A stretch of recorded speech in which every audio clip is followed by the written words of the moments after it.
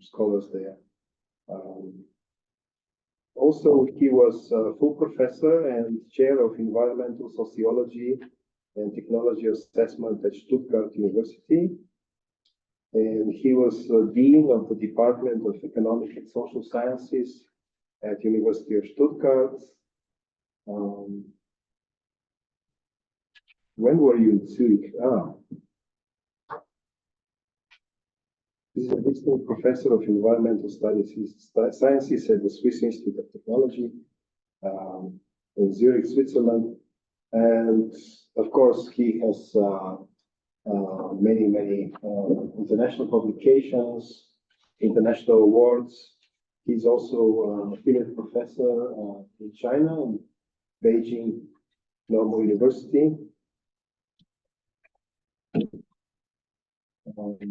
Yes, so maybe from me, that will be Sure, yeah. And I hope you'll add more during the talk. Yeah, whatever. I mean, it's not, the talk is not about my biography. So I would like to talk a little bit about transdisciplinary sciences, and as you can see, specifically about concept and methodology. That I was asked to do that, and hopefully, if you have any question in between, or if there's something that you would like to raise, you can do that. You have the time, so just, don't be shy. If you feel that something you don't understand or you feel differently about it, you can definitely do it. Maybe after the talk, you may also want to introduce yourself, what you're doing, then we can also deal with the issues that you are dealing with, and not only the issues that I will teach to you. I think that's also important that it does relate to all of you or what you're doing. Do we have a remote control, or do I just say, yeah, next one? Yeah. So it takes the next one because it's just the main title. So I would first like to say a few words about the concept of transdisciplinary research. What do we mean when we talk about transdisciplinarity? I know that this is a special focus of your research here. In that sense, maybe it's something that you already know. But basically, in our view, transdisciplinary research has four major characteristics. So four major features. And the first one is that it does integrate theory and practice. What does it mean? Well, it should be evidence-based. It should be based on good science, but it should be always applicable to real-world problems. So that's kind of a very important element. So it's not just theory, it's not just practice, it's the integration of both. And that means we need to have a scientific and systematic analysis. So really there's good scientific methods, but we want to have solution-oriented, practicable orientations that come out of it, for example, for policymakers or for NGOs or for corporations. And these applications should be prepared so that they can be implemented. So that's an important element. We also have very often knowledge that gives us insights, but it doesn't tell us what to do. So this is very important. It provides knowledge for implementation.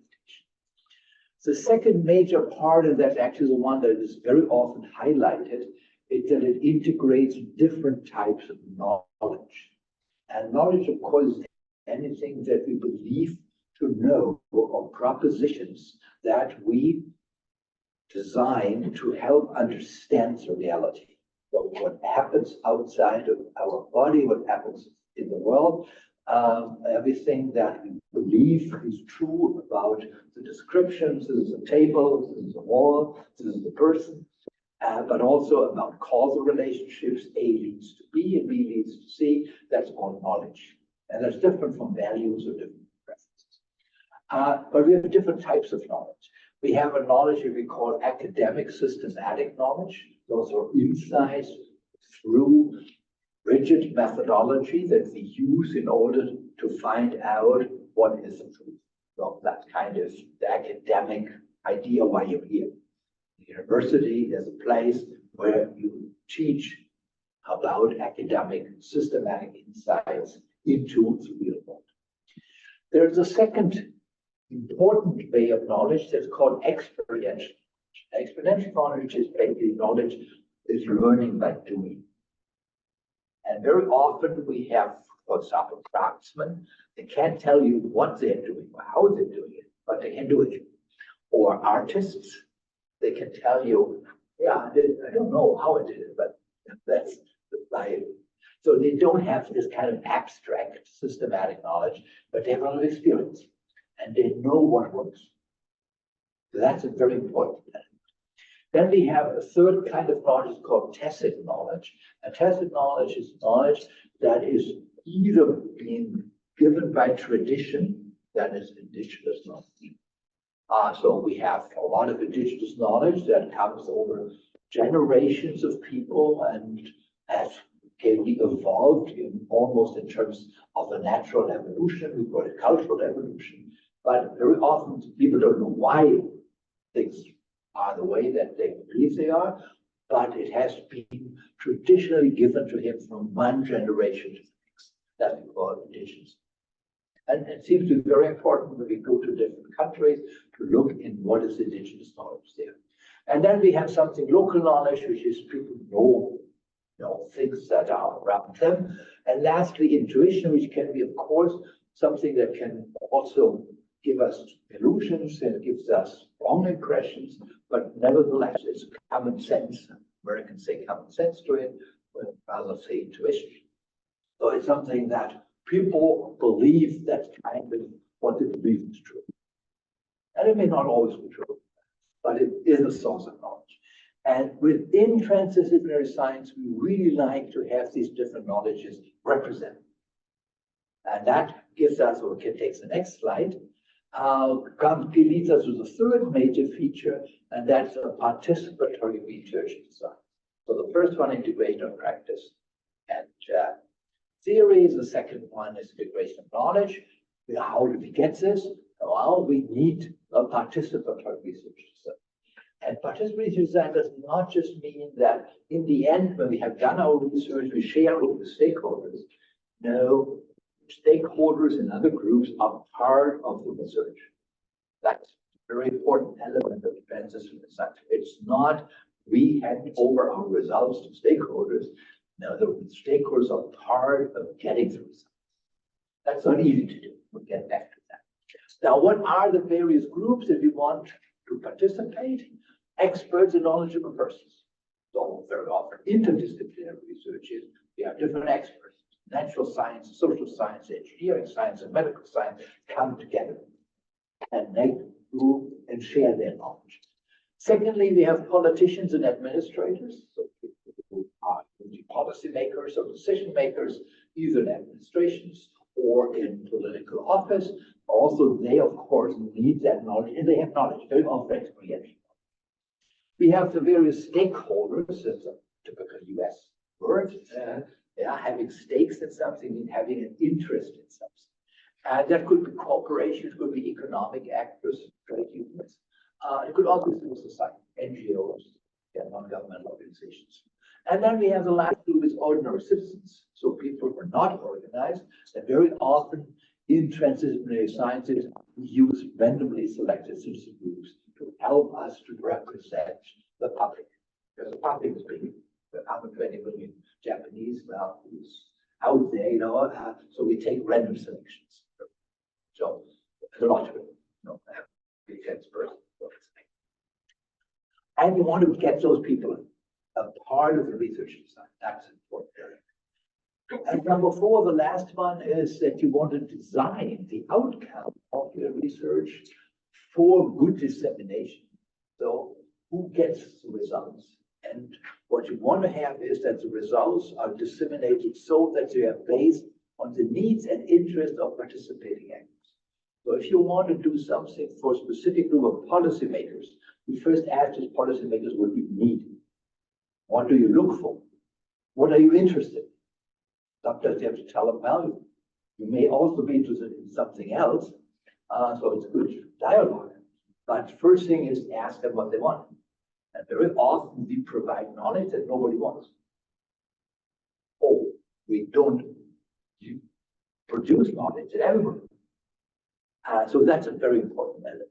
It should be framed in a language that's well understood by each actor. If you have very sophisticated language, let's say, chemical language, and you say, oh, look here, policymaker, we take HC2 plus NHO and it equals whatever. And they say, okay, I don't understand the word. And how can you frame it in a way that people understand it? And lastly, it should be linked to implementation. So we're back to number one. So we don't need knowledge just for the enlightenment. People know more about, let's say, black holes in the atmosphere, and yes, that's fine to know something about it. Doesn't have any handle for it. So this is really major element of transdisciplinary science. And so the second question, of course, is this was the four characteristics, and you can get, of course, those slides. So again, number one, integration of theory and practice, integration of different knowledge groups, participatory design, and dissemination for customers, customized dissemination.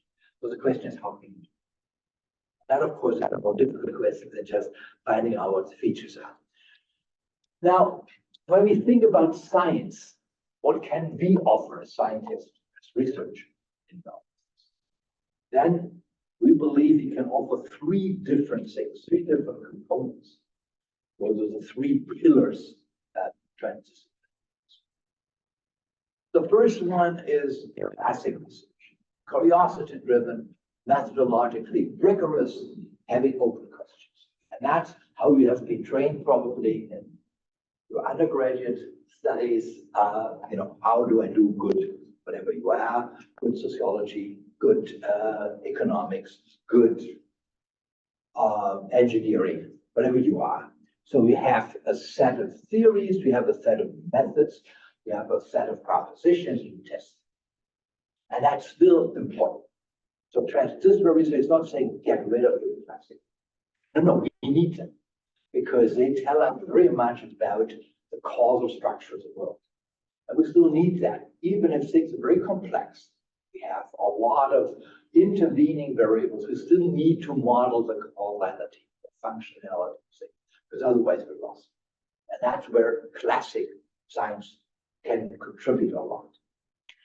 The second major type of science is what we call goal-oriented science. And a lot of policymakers are specifically interested. It's different from the classics. The goal-oriented science says, look, Japan wants to be carbon-free in 2050. How do we get there? What strategy should we choose in order to be climate neutral in 2050? We want to make sure that in 2035, 60% of our Japanese cars are electric. How do we get there? Well, that's a different question. It's strategic. And so we have strategic scientists. Strategic scientists tell us they build scenarios, they build simulations to help us and say, okay, policymakers, if you want to reach that goal in 2035, this year you have to do this, next year you have to do this, next year you have to do this, you have to monitor it, and so on. And we can tell you at least the options of how to get it. And that's something which is very important in transdisciplinary science too, because very often we are problem-oriented. So we need to find solutions for the problems. And if we have to find the problems, we need a strategy to get rid of them. So in that sense, this kind of goal-oriented science is very important. Non-university research institutes, also very often affiliated with ministries or with big agencies, are all working on this. They're working on how do we get to where we want to be. And then there's a third one, and that's the most important one for transdisciplinary science. We call it analytic science. And I know if you have any chemistry, a catalyst is a substance that helps other substances to combine or to without interfering into the process. That's a catalyst. And we can use that metaphor also with this type of science. This is really about analyzing, designing, and facilitating processes. So the emphasis is here on process to initiate constructive and productive learning and moment between different knowledge gaps, interest groups, and value orientations. Long sentence. But basically what it does is, if we have the insights, how do we get these insights into the brains and to the plans of those who make the decisions? What process do we need that works? You know, if I have a wonderful insight and I send it to the Prime Minister of Japan, what will happen? Well, probably somewhere in the wastebasket. Nothing will happen. If I go up and say, okay, I make a big press conference and I say, look, I have something that Japanese Prime Minister should do it tomorrow and the day after tomorrow, press will cover it, the Prime Minister will say, these guys are stupid, I will never do that. And of course, it will be forgotten after 2 weeks. So, what is a good process? And so the issue is, you know, one of the things, and I'll come back to it, is to say, if you involve the office of the Prime Minister from the beginning and say, look, I have a wonderful research project here. What does the Prime Minister want to know? What is he interested in? What is the kind of policy he's trying to design? And what does he need for that policy to make it successful? Well, then the Prime Minister please the staff will say, oh yeah, no, I'm interested. And you involve them from the beginning. But you always have to involve other stakeholders because they may interfere, they may have very different other opinions. Because how to design this process? We call this the process of co-production of knowledge, or co-generation, or co-creation, all different names, everything same thing. We want to co-produce the kind of knowledge with the ones that make the decisions. Because otherwise they won't listen. You know, all the climate change people are really frustrated. For now 3 decades of telling us, you know, with climate change is coming, it's really getting worse. We are running into a catastrophe. Now the level of CO2 has increased each year in the last 3 decades. So the impact of that scientific insight is zero. So now we say, okay, what kind of process do we need to make that impact work? And it's not that we say, okay, we scientists know it better. Nobody will buy it anyway. But we say we need to include those who make the decisions because there are reasons why they're not doing it. They want to cripple the economy. They want to be reelected. They have other things that they need to do. So in that sense, yes, we all have to take that kind of reality into our own deliberation and make sure that we understand the constraints, problem, framing of the people that make the decisions. So in the end, what we have to do is to make a combination of these three: the classic research, the goal-oriented research, and then we have a good transition. All three things need to come together. Next one. Now, one of the things about methods, and Dimitar specifically asked me to address the methods. So, this methodology. Okay. And I will go very briefly through this slide because you probably do all of that. Classic research, these are the social sciences, but also natural sciences. Not much difference. Is either observation. I have a protocol that tells you how to observe things. And you will make sure you can understand at least the sequence of things happening. So you don't have a causal structure, but at least we have experiments. Well, natural science is full of experiments. And natural science has a good thing that the things with what they experiment don't lie. One of chemists once said, molecules don't lie, people lie. So that's a bad thing about social science. Their subjects lie, the subjects have, you know, they believe in fake news, the subjects have sometimes preference they're not aware of. If you do experiments with molecules, they always behave the same, all over the world. So in that sense, a lot of natural science has it easier because the subjects are always the same. Also in social science, we do experiments, but we know that the context is different from that. Context. If you do the same experiment in Japan, in Germany, and US, you get very often different results. Those are cultural different contexts. We do surveys.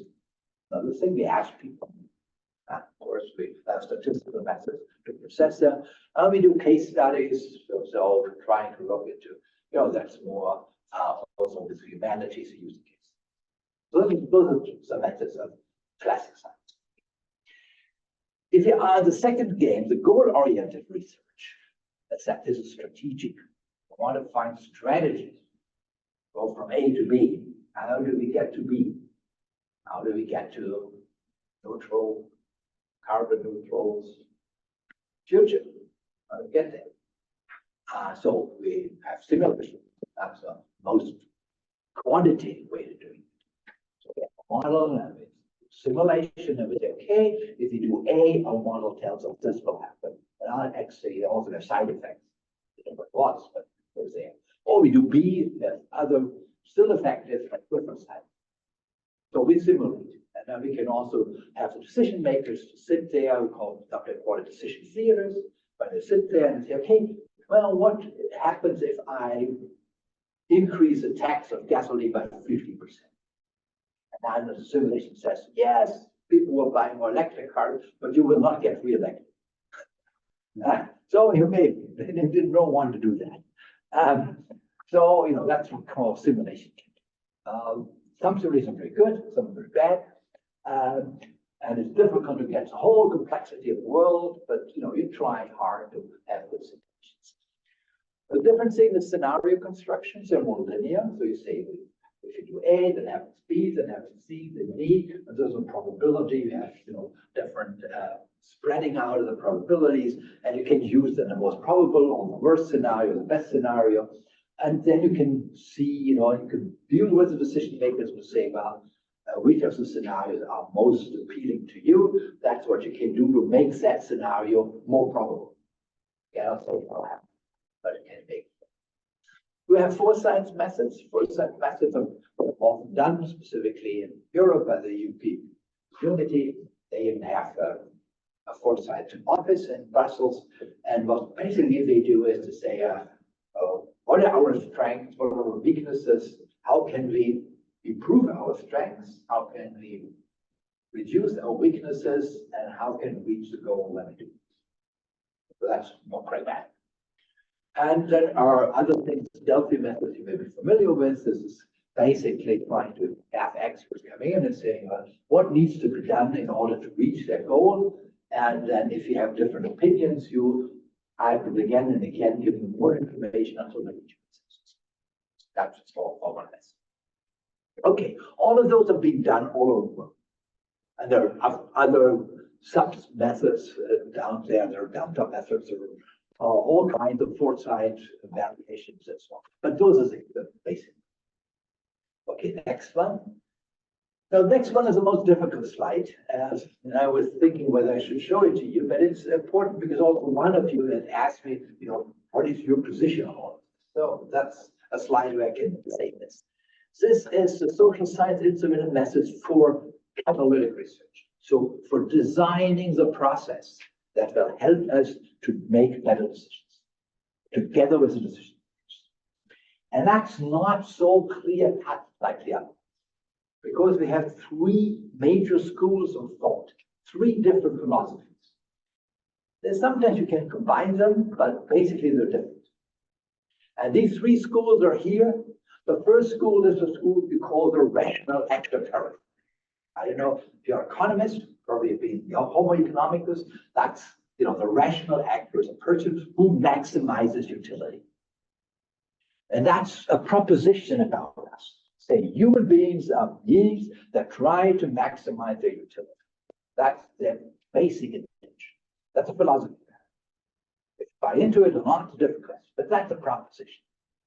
And if that is what you think is true, then it is the way that you do the process is to make sure that everybody develops a good transparency about her utility, their function. Very mathematical, and then you can transform your position into interest, which is utilities, and then you look for two types of solutions.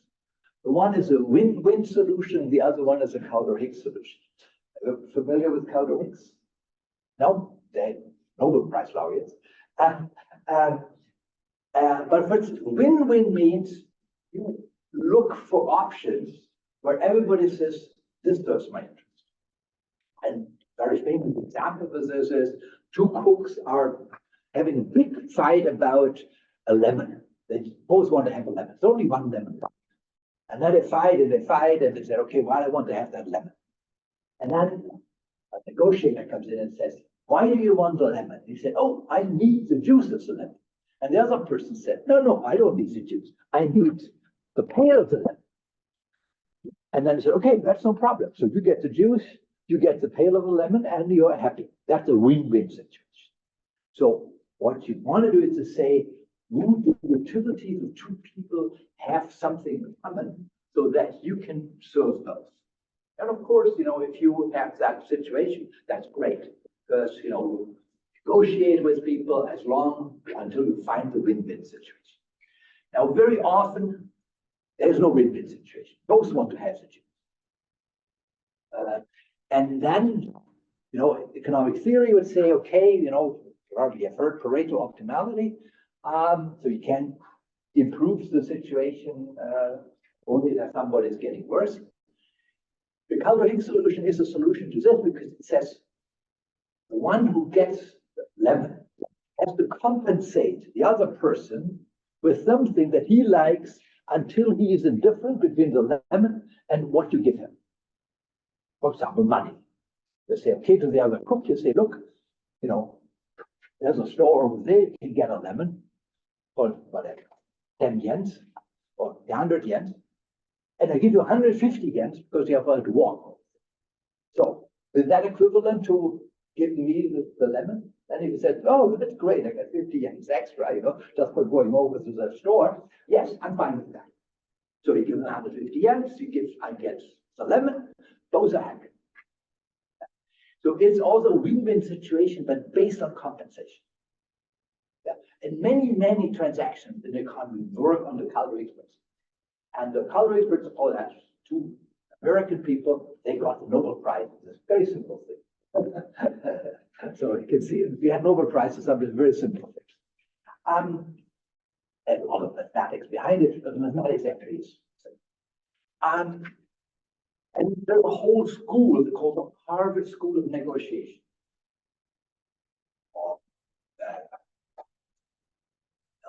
People like Renn Susskind, and maybe you've heard of him. Susskind is a very famous person. And that school, the Harvard School of Negotiation, is based on that reasoning.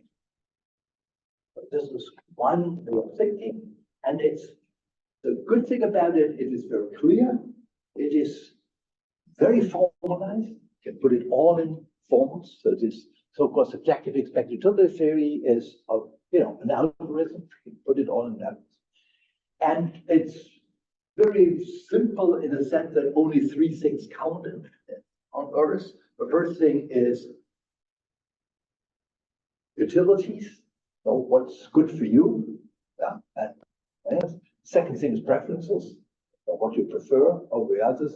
And the third thing is consequences. We have to have some consequences where you can assign utilities in your preference. That's all what you do. And then you can resolve anything. So when you have to design a process that helps you to get that resolution. And the Harvard School of Negotiation, whole books out, Getting to Yes, Fisher Price, the two authors, the Harvard Method by Susskind and Steve Renn. So they have a whole library of books on how to do this kind of negotiation. It's also called mediation, arbitration, or everything. Not the same thing. It's the same theory. Now, very different is the second school. It's a school called the theory of communicative rationality. And the person who basically designs it is Jürgen Habermas. He's German, but not just because he's a German. He is, as a matter of fact, the most often cited philosopher of the world at this point. And he said, no, this is only based on the idea that humans only maximize their own utility. They only look for their own benefits. That's not true. And it also, we need to look for the common good. Because if everybody maximizes his or her utility, the common good may be sacrificed. And, the common dilemma you may be familiar with that term. You know, if everybody is maximizing his or her utility, actually everybody will lose it. And now, so Habermas saying that that's not a good idea. And so he said, well, we need something which he called the deliberative discourse. And the deliberative discourse is a competition of arguments. So you say, what are good arguments for doing A? What are good arguments for doing B? What are good arguments for C? And he has a whole classification of how to make good judgments about arguments. So, arguments about truth, about arguments about ethics, about arguments about therapeutic discourse, or what works, about people being honest. So this is really the main thing, and this has given rise to a large amount of literature on deliberative democracy, on deliberative decision making. Maybe you've heard of some of them. John Drysack from Australia is a very big figure. Max Barber. Well, I don't want to give you too many names. It's all not very. The precondition there is we have to be willing to be honest, not to lie strategically, and to be open-minded and interested in the country. And the process will help you to come to a really good conclusion. This is the second one. And then there's a third one, which is the so-called postmodern theory of arrangements. Basic figure there is Bruno Latour, who just died a couple of years ago. He's the opposite, actually, of Habermas. Habermas believes that there is something like rationality that's universal. It is something universal. You can objectively say what's true, what's right, what's good. It's not there, but you can kind of reveal it when you talk. And if you take the right style of conversation, you can get to the truth, you can get to what is good, and you can get also to what is beautiful. So the three elements of philosophy. The postmodern theorists, specifically the French, but not who was also French, actually it's Belgian, they say there's no rationale. Everything's right. So that's something which is very fashionable at this point. Okay, colonialism and all this. So it's saying everything is relative to culture, everything is relative also even to each individual. There's no rationality that unites everyone. And there's no ethic that unites. It's all relative. And since that's the case, you cannot use this one wrap, because what is utility for one is something totally different for somebody. And it can't be talked about. This one is even worse because Habermas assumes that if you have a good argument, you can get to universal rationality. Forget it. Those people say, no, it's not. So what can we do to have a process that will get people together, that we can resolve conflicts? Well, they say, our goal is to include everyone. So everyone who is affected is included, and then we don't find a conclusion. We never find it. Don't forget about it. But we can find an arrangement. So, in a sense, actually, the example is from Derrida. He's a French philosopher. Said if somebody says 2 and 2 is 4, and the other one 2 and 2 is 5, Habermas would say, "Oh, there's a clear answer. 2 and 2 is 4." Forget it. The people in Renn would say 2 and 2 is 4. That's very clear, and that's precondition that we can actually make instrumental choices. The postmodernists say, we don't care whether it's true. We'll say, why do we need that 2 and 2 is 4? Does it have any impact on your life? If not, then you can have 2 and 2 is 5. Doesn't matter. We need to find an arrangement without having anybody saying, I know better than you. Each knowledge is created equally, regardless of what it is. Whether it's witchcraft, whether it's esoteric beliefs, whether it's religion, whether it's science, whether it's whatever, intuition, we have no way to judge the correctness or the suitability of knowledge. What we need to do is to find an arrangement that everybody's happy.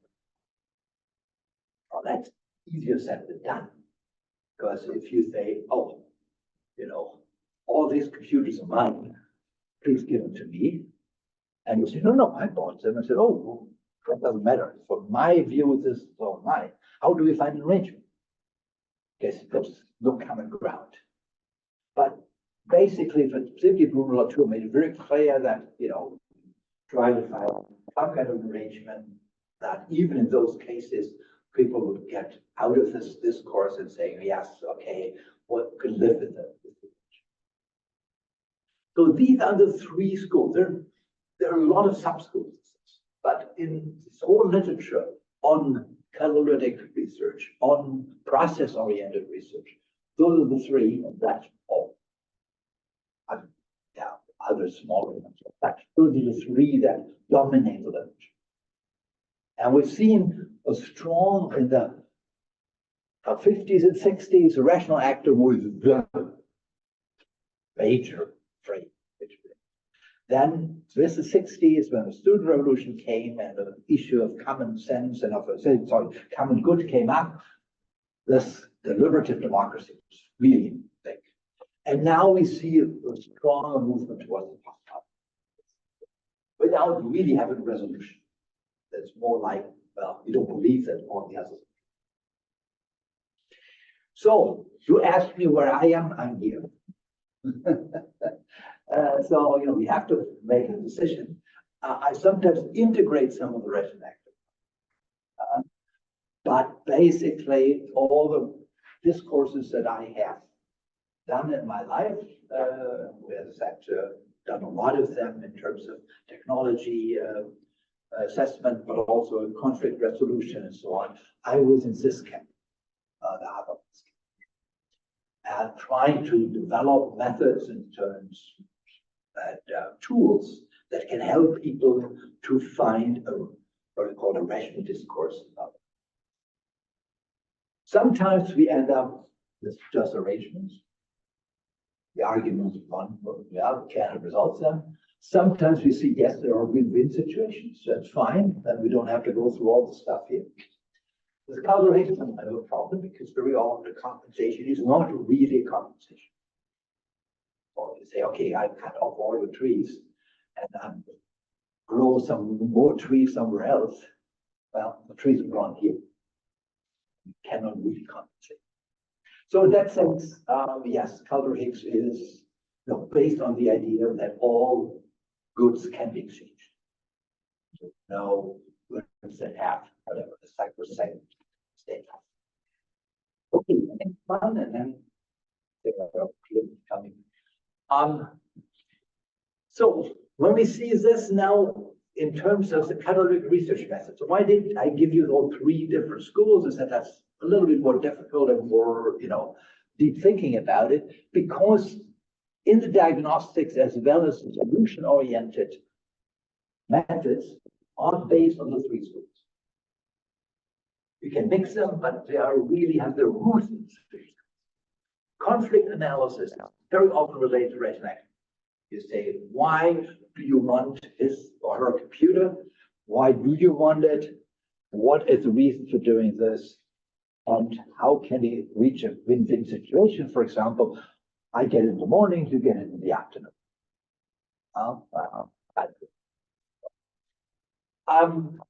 Discourse analysis, well, my theory is also called theory of rational discourse, is very clear related to community of rationality.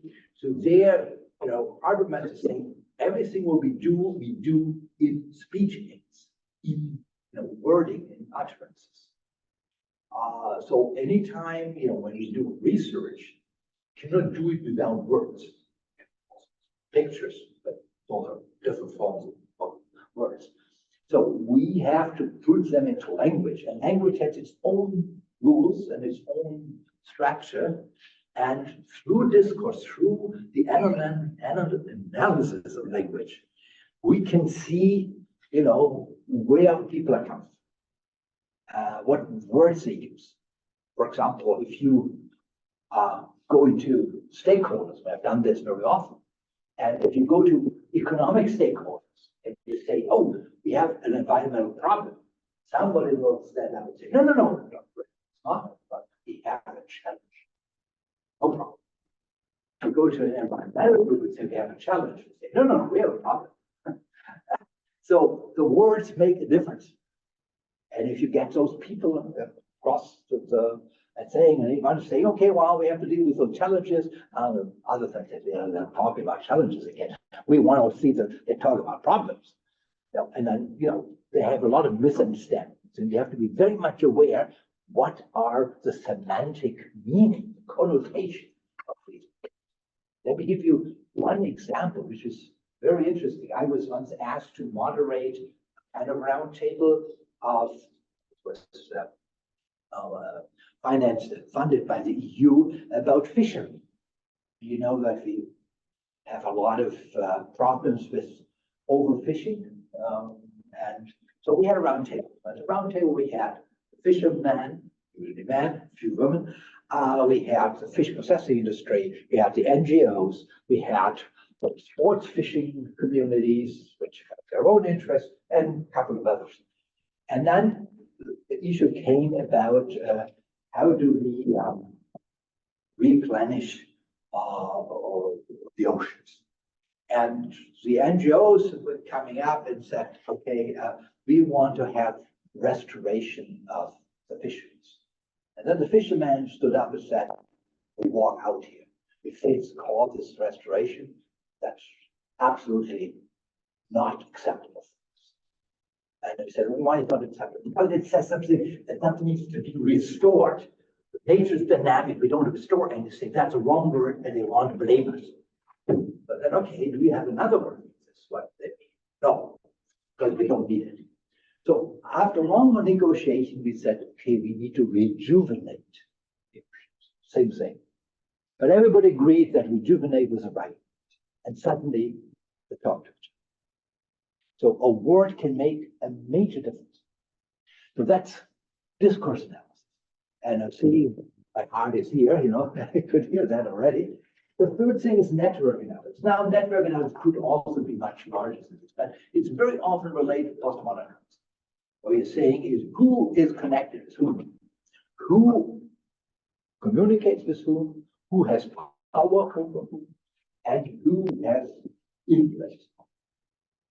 Then you have network. And that helps you to make arrangements. Also helps you to determine, we need to address this person, this person, this person, this group with this group. We know this group communicates with this one, but not with this one. And that helps us to make arrangements. Network analysis can also be good in conjunctions. This goes conflict analysis, but it's very often used with small postmodernism. The same thing now happens when we talk about solution oriented, because that transdisciplinary is always solution oriented. And you see that in the rational actor paradigm, the method that's always been used is multi-attribute utility analysis, MAU. Heard about this MAU, multi-attribute utility analysis. It's basically very easy. It's actually three things that you need to know with rational actors. So they say, okay, we first say, what are the options? What can we do in terms of reaching, let's say, carbon neutrality? B, what are the consequences of these options? What does it cost? What are the side effects? How is our preference structure about these options? And when we do this on multiple criteria, where you say option A is very good on costs, it's not so good on environmental impact, it's pretty good on public acceptance, it's not so good on biodiversity, whatever. Then within the rational actor paradigm, you assign numerical values to each. That's utilities. And then you design the relevant weights. So we say how much of a loss in biodiversity is equivalent to an increase in your national income. You need to have to take that equivalence. And then mathematically you find the best option. And sometimes it's very say surprising that it works. And it's been done in corporations use it all the time. because of the multi-criteria decision making, the attribute, actually multi-attribute is probably the best. For the second word, we have this models of deliberative co-creation, and I don't have the time to go much deeply into it, but it's basically to say, you do a truth claim, you say this is true. Do you make an ethical claim, saying this is good to do, or do you make an experiential claim, this has worked in the past and it should be working in the future? And each argument will then be tested, whether it holds the truth or holds not the truth. And then you have a discourse about it, and you co-create. That's probably the most important thing. The truth is not there, you create it. It's not recreated like Kant and other philosophers have said. It's created in discourse. That's the main point. And in postmodernism, you search for commonly agreeable arrangements. And one of the things that we have used very often is a combination. It's basically a Habermasian, but with an analytic aspect in front of it. It's very sophisticated, complex issues. You need, let's say, more expertise coming into it, but in a way that the expertise is actually intertwined with the deliberation. And this so-called analytic deliberative discourse model has been propagated by the US National Academy. In 1994, the first big report on the analytic deliberative discourse, and then in 2007, the next major big report, how to resolve conflicts in the environmental field, and the National Academy long process came up with this analytic deliberative discourse. Next one. So this is basically what it says. We have an analytic component, and the analytic component in complex system, you don't have the one truth. You have legitimate relative evidence. So you have different disciplines, different schools, different thoughts on something. You need joint fact finding. So what is, normally we get a decision between what is certain, what is highly probable, what is possible, and what is absurd. And very often that's sufficient. You don't need to kind of. So you can say the second law of thermodynamics is for sure. So you never will build a perpetual model of substance. There's something that is very high probable. However, you increase the price of combustion engines by 100%, the demand will go down. Maybe not. So that's something we very highly probable. Very unlikely that that's. We have things that are possible. You could say, if I preach to the people in Japan that they should buy less plastics, something I was really surprised to everything's wrapped in plastic here. Then they will do it. Well, it's possible, but if you just tell them, and the things are absurd. You say, oh, if you jump up 3 times in the air, you will be carbon free. No, that's not true. It's absurd. And fake news. So that is something you have to do in this analytic component. And of course, since you get, multi-criteria assessment with benefit and risk, it's very important. Then you have, of course, the trade-offs specifically in the second part of having the second type of science is the goal-oriented science, where you have different strategies with different pros and different cons. And then you have the deliberative component. We said it's based on arguments, not on positions and not on interests. That would be the wrap thing. There are key variables to see what is the common good. Is the solution effective? Is it fair? Does it really serve the common goal? Is it sustainable? Is it resilient? And is it economically, ecologically, and socially viable? So those are the kinds of generic questions we have. And then we have crucial factors. Inclusion and closure are the crucial factors here. Who and what is included in the discourse? Cannot include everyone. How do you make the selection? And what is the selection? You cannot talk about all the issues in the world at once. You need to make a decision of boundaries. That's one thing. And the second thing, how can you reach closure? So how do you get a consensus? Some people say you get a consensus because everybody is so fatigued And they just say, okay, that's okay for me. And then 2 days later, they say, oh, no, that was just, I don't want to put that up. So those are two crucial questions that you have. Then I think I have a final slide, and I should, no, just forget this one. Because otherwise, Next one. yeah, takes the next one, the last one. Yeah. Okay, yeah, I'll just forget this one.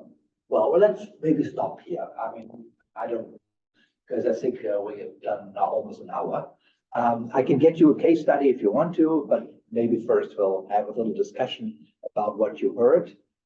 So let me just, few of the highlights to remember. The first thing is there are 4 elements of transdisciplinary research: integration of theory and practice, inclusion of different types of knowledge, participatory approach to do design of the research, and tailored dissertations. So those are the 4 major characteristics. We need to have 3 components of science to do this: traditional, curiosity-driven science, goal-oriented science, and theoretic science. And the school of postmodern thinking arrangement. Each of them have their own instruments to reach consensus in such a discourse. All right, that I hope I didn't say too much. It's quite a lot of material, I'm sure of it, but it all rounds up. And I'm really happy if you have some questions, or also if you want to relate it to your own research, how it could relate or not relate. I'm very happy to entertain whatever you have. Okay, let's first say thank you.